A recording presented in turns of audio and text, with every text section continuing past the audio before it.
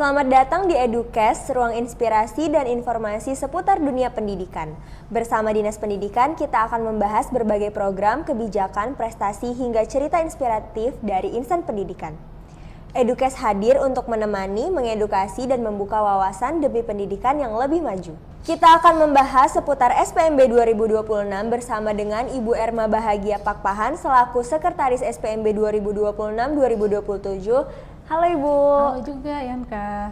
Nah, baik, untuk membuka pembahasan kita hari ini tentang SPMB 2026, langsung aja kita ke pertanyaan yang pertama. Kapan pendaftaran SPMB dimulai? Saat ini SPMB jenjang SMA dan SMK sedang berlangsung. Tahap pertama itu pada tanggal 18 sampai 23 Mei pada cabang dinas pendidikan wilayah 7 sampai dengan wilayah 14. Nanti untuk cabang dinas pendidikan wilayah 1 sampai wilayah 6 akan dilaksanakan pada tanggal 25 Mei sampai dengan 2 Juni. Selanjutnya ada SPMB tahap kedua. Tahap kedua itu untuk cabang dinas pendidikan wilayah 7 sampai wilayah 14 akan dilaksanakan pada tanggal 10 sampai 16 Juni 2026 dan tahap kedua untuk cabang dinas pendidikan wilayah 1 sampai dengan wilayah 6 akan dilaksanakan pada tanggal 18 sampai 24 Juni 2026. Berarti ada tahap 1 dan tahap 2 ya, Bu? Iya. Nah, seandainya ada siswa yang mendaftar di SMA pada tahap 1 namun belum diterima, apa bisa mendaftar lagi di tahap 2 tapi di SMK? Itu kan sekolahnya yang berbeda ya, Bu? Jadi apabila calon murid baru yang belum diterima pada tahap 1, calon murid baru bisa mendaftar ke sekolah yang berbeda di tahap kedua. Namun harus diperhatikan bahwa di tahap pertama calon murid hanya bisa mendaftar pada jalur afirmasi, domisili, dan mutasi. Nah, untuk tahap kedua nanti calon murid baru dapat mendaftar di jalur prestasi, akademik maupun non-akademik. Jangan khawatir ya teman-teman, kalau misalnya belum lulus di tahap 1 masih bisa mendaftar lagi di tahap 2. Nah, untuk jalur yang Ibu sebutkan tadi bisa dijelaskan secara singkat apa itu jalur domisili, afirmasi, mutasi, dan prestasi. Baik. Kalau jalur domisili itu diperuntukkan untuk calon murid baru yang berdomisili di dalam wilayah yang ditetapkan berdasarkan alamat pada kartu keluarga yang diterbitkan paling singkat 1 tahun sebelum SPMB dilaksanakan. Nah, untuk jalur afirmasi diperuntukkan bagi murid baru SMA dan SMK yang berasal dari keluarga tidak mampu, penyandang disabilitas, dan kondisi pengecualian terdampak bencana bagi murid yang mendaftar di luar satuan pendidikan yang terdampak bencana. Selanjutnya, jalur mutasi diperuntukkan bagi calon murid yang terdiri dari pindah tugas orang tua, diutamakan pindahnya minimal mutasi antar kabupaten kota yang bekerja sebagai ASN, TNI, Polri, BUMN atau BUMD, dan anak guru. Selanjutnya jalur prestasi. Jalur prestasi itu ada 2, yakni jalur prestasi akademik dan jalur prestasi non-akademik. Baik, udah jelas ya untuk jalur-jalurnya. Nah, bagaimana aturannya jika ada murid dari provinsi lain mau mendaftar di satuan pendidikan di Provinsi Sumatera Utara, itu berarti dari jalur mana, Bu? Calon murid baru yang mau mendaftar dari luar Provinsi Sumatera Utara dapat mendaftar pada jalur afirmasi, jalur mutasi, dan jalur prestasi. Baik, untuk persyaratan pendaftarannya tuh apa aja, Bu? Syaratnya untuk jalur afirmasi itu, jalur afirmasi terdiri dari 3 subjalur. Pertama itu subjalurnya dari keluarga tidak mampu. Nah, apabila calon murid ingin mendaftar dari jalur afirmasi keluarga tidak mampu, maka dapat melampirkan salah satu dokumen seperti kartu KIP, kartu PKH, bukti keikutsertaan program penanganan keluarga tidak mampu baik dari pemerintah pusat maupun pemerintah daerah, serta surat keterangan dari panti asuhan atau panti sosial yang dikelola oleh pemerintah. Nah, ini kan salah satu nih yang mau dipilih. Boleh dia dari KIP-nya, kalau mau lihat bagaimana cara melihat apakah dia terdaftar memiliki kartu KIP dapat dilihat dari pip.kemendikdasmen.go.id. Sedangkan untuk kartu program Keluarga Harapan dapat dilihat melalui laman datasen.data.go.id. Nah, selanjutnya apabila calon murid baru ingin mendaftar melalui keluarga tidak mampu, maka dia wajib membuat surat pernyataan dari orang tua tentang keabsahan data. Selanjutnya, subjalur pada afirmasi ini ada disabilitas. Disabilitas ini diperuntukkan bagi penyandang disabilitas ringan, di mana calon murid baru disabilitas wajib memiliki hasil asesmen resmi, baik dari psikolog atau psikiater, bisa juga dokter atau kepala sekolah asal siswa itu berasal. Selanjutnya di afirmasi ada juga subjalur yang namanya kondisi pengecualian terdampak bencana alam. Di sini berlaku untuk murid terdampak bencana alam yang mendaftar di luar sekolah yang terdampak. Nah, ini dibuktikan dengan surat keterangan dari pemerintah daerah setempat atau dari sekolah asal calon murid baru. Selanjutnya untuk jalur mutasi. Jalur mutasi ini hanya khusus untuk calon murid baru yang akan mendaftar di jenjang SMA.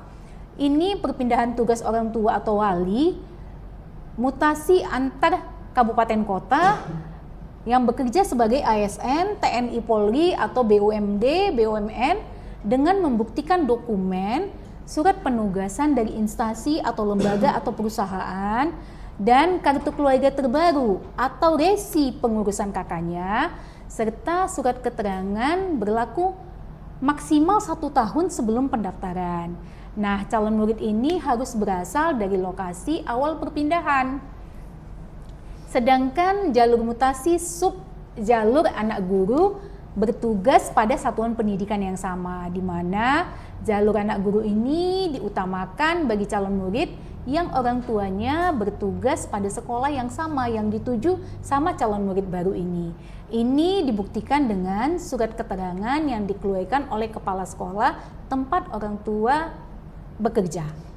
Selanjutnya untuk jalur domisili. Jalur domisili untuk SMA itu di mana calon murid baru berdomisili sesuai alamat pada KK yang diterbitkan minimal 1 tahun sebelum pendaftaran SPMB. Dan untuk jalur domisili SMK itu memprioritaskan jarak domisili ke sekolah dan tetap berdasarkan alamat pada KK paling singkat diterbitkan 1 tahun. Selanjutnya jalur prestasi SMA dan SMK. Jalur prestasi SMA dan SMK ada pada jalur akademik. Di situ pembobotannya berdasarkan reratan nilai raport dari semester 1 sampai semester 5 yang terdiri dari mata pelajaran pendidikan agama dan budi pekerti, pendidikan Pancasila dan kewarganegaraan, bahasa Indonesia, matematika, IPA, IPS, dan bahasa Inggris. Selanjutnya ada nilai TKA dan melampirkan sertifikat TKA. Dan yang ketiga itu pembobotannya berdasarkan prestasi lomba akademik, boleh lomba sains atau teknologi, inovasi, riset. Sedangkan jalur prestasi non-akademik, pembobotannya berdasarkan lomba seni atau lomba olahraga.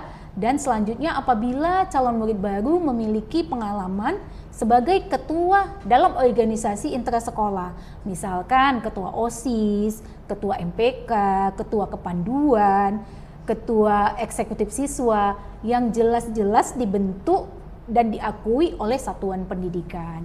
Syaratnya itu jalur akademik dan non-akademik hanya diperuntukkan bagi calon murid baru SMA SMK yang memperoleh juara 1, 2, dan 3 baik individu maupun beregu.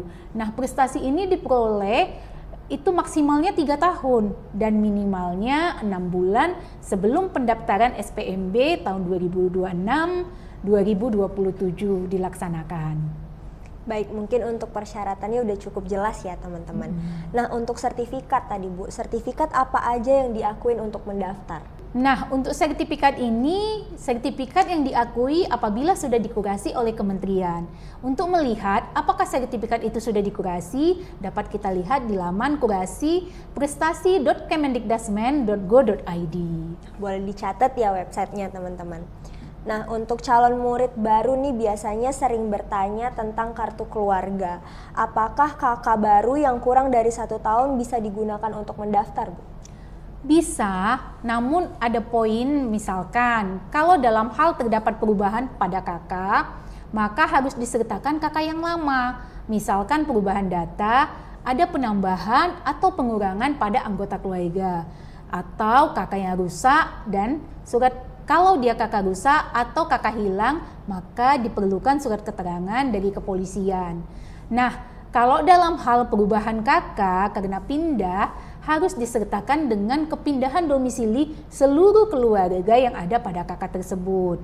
Dalam hal terdapat perbedaan nama orang tua atau wali, misalkan dalam kakak itu sudah terjadi perceraian atau meninggal dunia, maka harus melampirkan bukti surat perceraian atau surat kematian dari instansi yang berwenang. Nah, selanjutnya untuk verifikasi kebenaran dari kartu keluarga, Dinas Pendidikan Provinsi Sumatera Utara tetap berkoordinasi dengan Dinas Dukcapil sesuai kewenangannya. Itu untuk kartu keluarga. Kalau ada kendala-kendala lain seperti NISN atau NIK tidak muncul pada saat registrasi, itu solusinya gimana, Bu? Ini biasanya terjadi kepada calon murid baru yang berasal dari PKBM, MTS, atau calon murid baru tamatan tahun lalu. Bisa jadi juga calon murid baru yang berasal dari luar Provinsi Sumatera Utara. Ini dapat melapor langsung ke sekolah tujuan supaya dapat ditambahkan data siswa tersebut. Atau kalaupun mau melapor ke sekolah tujuan, bisa juga ke cabang dinas. Baik, jika ada kendala-kendala seperti ini terkait SPMB calon murid baru itu bisa menghubungi kemana ya, Bu? Calon murid baru bisa datang langsung ke satuan pendidikan yang dia tuju, atau ke cabang dinas di mana tempat sekolah yang dia tuju.